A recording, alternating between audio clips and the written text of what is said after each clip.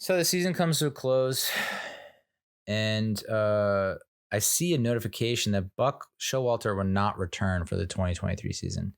He apparently announced it before Sunday's game it was the final game against the Phillies, in which we got blown out 9-1. But I guess prior to that game, he said he would not return for the 2023 season. And I'm like, oh, so there were rumors he was going to step down. I guess he is officially stepping down.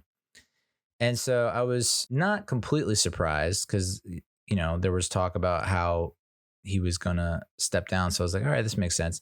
But then then it came out he didn't resign and he didn't quit and he didn't retire. So what happened?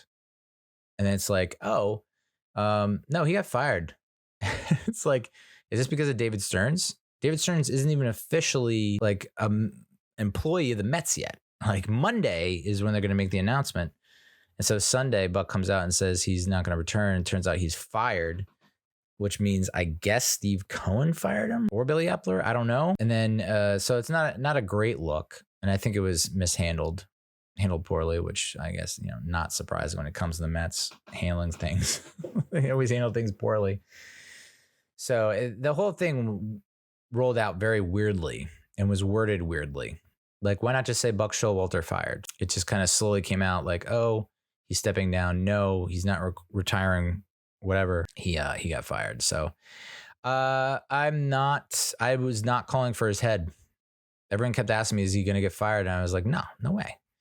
After one bad season, 101 win season, manager of the year, and one season of like, okay, you failed to come close to meeting expectations.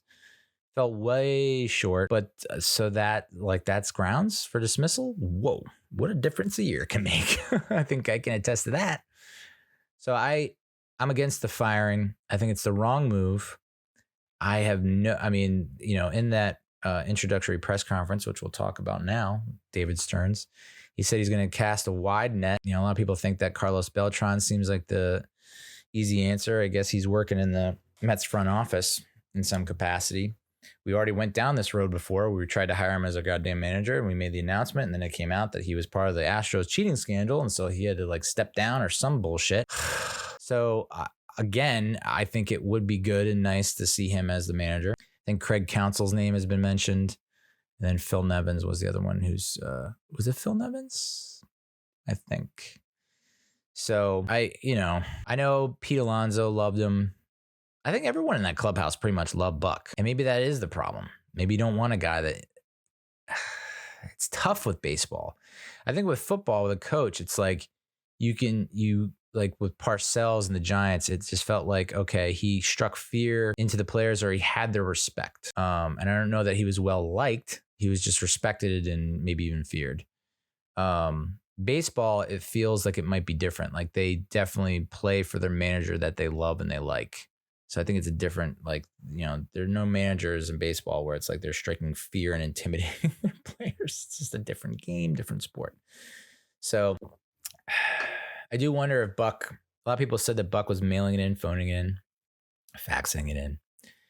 And then that was a major reason why he was fired, because it's like, hey, dude, let's use some of your expertise and your wisdom to pull us out of this.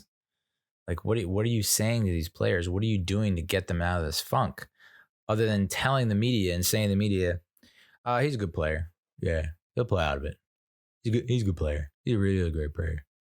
He'll play out of it. He's a professional. He'll play out of it. It's just like, yeah, but are you doing anything? Like, you just expect him to pull out of it? Are you helping the dude at all? Come on. But I know Pete Alonso took it pretty poorly. He was going to talk to Steve Cohen before he got talked out of that. And then Lindor. I know Lindor was a big fan as well. I think pretty much everyone on that team was a fan of Buck. So it's kind of sad to see him go. And for me, it's like, I would have loved, my God, for him to get his first World Series with the Mets. It's such a awesome story. And then he can ride off in the sunset and retire. That would have been so epic, but nope, not going to get it. Never going to get it. So then David Stearns is introduced as president of baseball operations, 38 years old, which is nuts. Apparently he would sneak into Shea in the late 90s. Those were his teams, were the late 90s Mets, which is interesting. 97 was Olerud, maybe Lance Johnson. Ventura was 97? Maybe not. 98 is when we got Piazza, right? And 99 is when we went to NLCS. Leiter, Ventura, Alfonso, Piazza. Olerud had moved on, but Todd Zeal in the mix. So, you know what? I don't know what to make of the guy. He had success with the Brewers. He says he's a lifelong Mets fan. We now have an owner that's a lifelong Mets fan.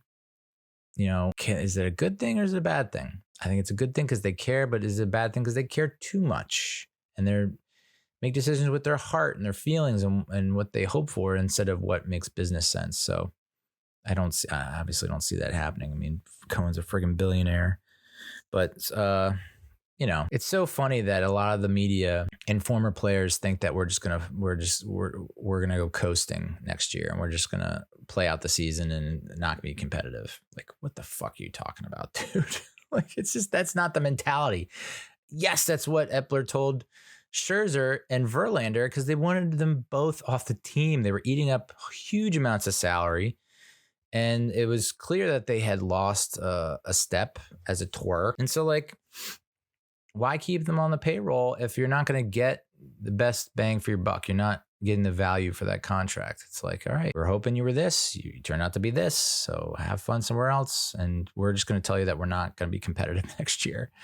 But yeah, dude, how can you not be, especially when you're fans of the team that you own and that you're managing or whatever, you're going to try your fucking damnness to make them competitive every year. So I think we'll be competitive next year.